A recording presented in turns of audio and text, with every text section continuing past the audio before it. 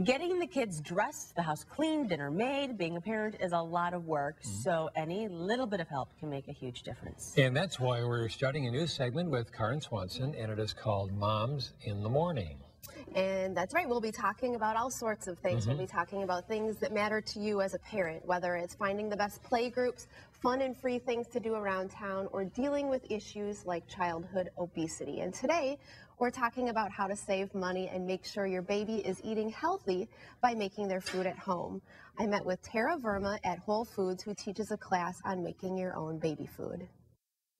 So let's jump right into the first recipe. What's that going to be? The first recipe that we're going to make is actually called creamy carrots. Okay. And this would be a recipe that would be kind of good for possibly an older baby. I usually say 9 months, but it's kind of up to the parent what age they want to give it to, but it does have dairy in it. So kind of like once you know that your child is okay with dairy and stuff, you can maybe do this recipe. Okay. And the carrots are a little bit chunkier, so once your baby starts to get used to chunkier textures, that would be a good time to try this recipe. Okay. You'll steam them right here on the stove. You just need like 1 inch or 2 inches of water usually.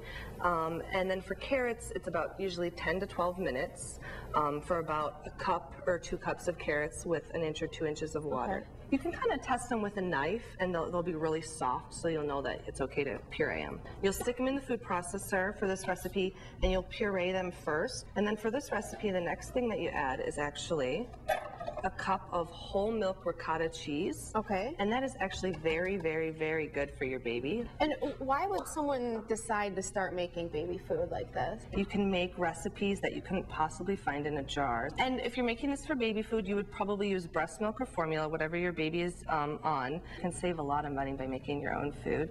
And then also I'm adding fresh rosemary, which I've already chopped. And you want to chop it because otherwise if you put it in kind of just off the stem, it doesn't, the food processor already has so much stuff in there, it doesn't really chop it up very fine, and then you have big pieces of it.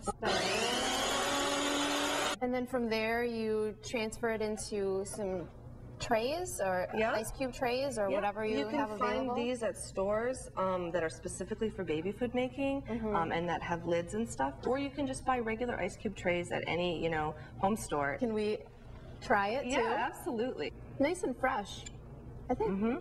I can see how babies would like this. And we have a second recipe that is a really fast one. Yes, and this is perfect for our first food, banana avocado mousse, which I call banana-cado mousse. Okay. And it's so easy and really mild foods and so nutritious. Avocados have so many health benefits for a growing brain.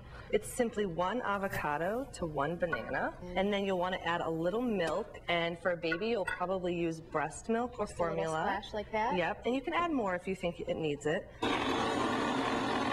And this is a great recipe to freeze because it kind of prevents it from browning. So if you want to try this one, here. I'll use the spoon. Sounds good.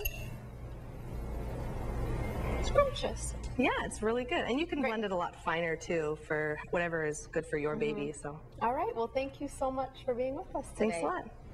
Wow, that is a lot of horsepower in it. It's fun, you know, I do the bananas and avocados for my son, and he just absolutely loves it. And I've been finding some tips that make making baby food a little bit easier. What I do is I use just a regular ice cube tray and a spatula, and you after you make the food, you can just slide it into the tray, and because you can't pour it in, it's a little bit thicker consistency, you'll probably have to hit it on the counter or jiggle it a little bit to get some of the air bubbles out, and then you freeze it until you know it's completely solid, and then you can crack the tray. And what I do for putting it in the freezer is I put each ice cube tray into 1 quart-size baggie, and then make sure you label it because, you know, down the line it's hard to tell a carrot from a sweet potato. And then if you want to store it for a longer period of time, you can actually nest the quart-size bags into a gallon-size bag. How do you defrost it? Well, what I do is in the morning I take out 2 cubes, so maybe a banana and an avocado or whatever he's going to eat for the day, and I just put it into a little jar, and then by the time I feed him in the later afternoon, it's defrosted, or, you know, I may need to microwave it for 5 seconds. So and then you mix leave it out, you don't put it in the refrigerator? I put it in the refrigerator. I leave it in the refrigerator to defrost. All right. Wow. So, wow, you've got a lot of good stuff. You really do. it's fun. It's definitely a fun thing, especially if you can set 1 day a week to make baby food. You need a food processor? Yeah, that's what I use. You don't need a special baby one, but I use just a regular kitchen food processor. Okay. All right. All right. Good job, Karen. Thanks. And I should mention we are Yes. also going to put Tara's recipes on our website later today, and you can also find them at BebeMeals.com. And then next week we're going to have some tips on some toddler recipes. Oh, okay. Okay. All right. Thanks, Karen. You're welcome. Thank you.